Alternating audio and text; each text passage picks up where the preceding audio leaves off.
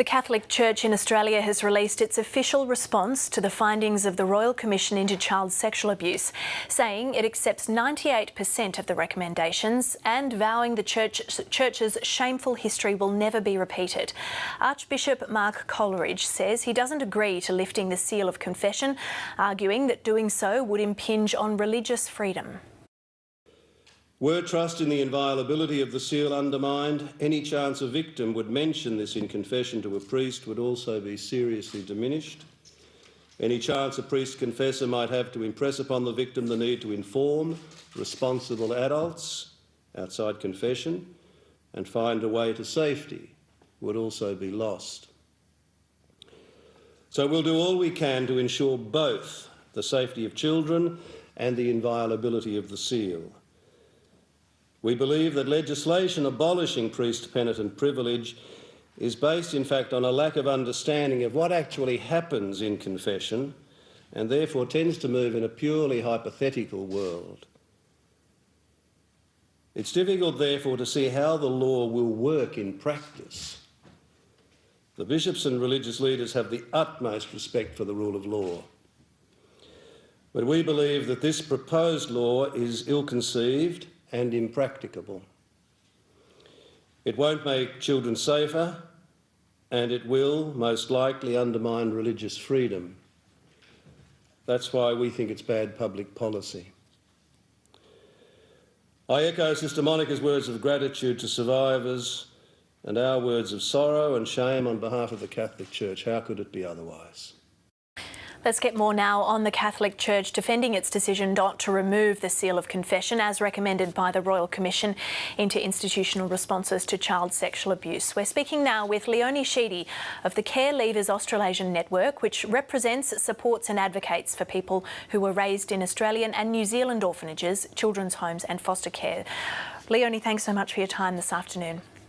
Thanks. What's your initial response to this response by the Catholic Church? Well, I think it was very pleasing to see that they're going to accept many of the recommendations, but sadly they still think they're in charge of the country and that they don't have to abide by the secular laws of this nation. And I'm afraid to the Catholic Church, Coleridge, all the archbishops in Australia, if you can't abide by the laws of this nation, then please go to the Vatican and live with the Pope, and you can live under canon law there. We are a secular country. Please respect all of the Royal Commission's recommendations, and I really find it obscene that they are referring this issue to a man from Argentina who lives in another country called the Vatican. You know, Australia makes the laws for Australia, and I'd like the Prime Minister to show leadership on this very important issue. And if the Catholic Church are not willing to abide by our laws, then why are we giving them taxpayers' dollars? Leonie, there were many elements in this response. What struck you as the most significant response? Oh, I felt when I read it, I thought, am I in the same country as the people who gave this report? That was my initial reaction.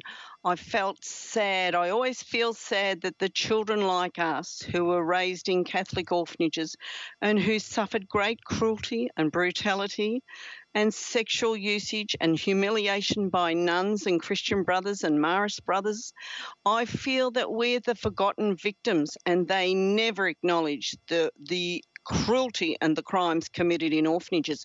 They've set up a new organisation called the Catholic Professional Standards, and they were able to get charity tax exemption while the Royal Commission was going on in November 2016. There's not one word that's attributed to the abuse and the crimes in Australia's orphanages, Catholic orphanages. For those people, those survivors that you're speaking of, have you been speaking with them today, and what's their overall feeling about this? Well, many of us are so used to the Catholic Church ignoring us as victims. You know, they said sorry to our parents today. Well, we're the parentless.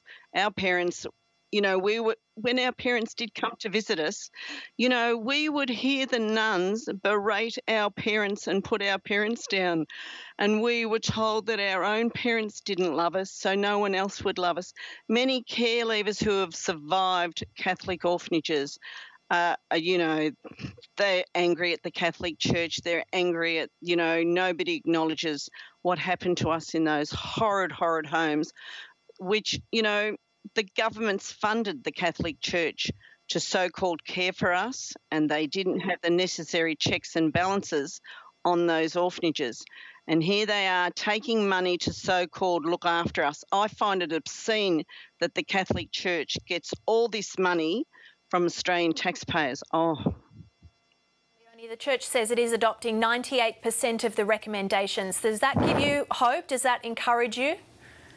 Well, the one where they will not break the seal of the confessional and they're going to go to the Holy See for, that's not good enough for me. The safety of Australian children must come first.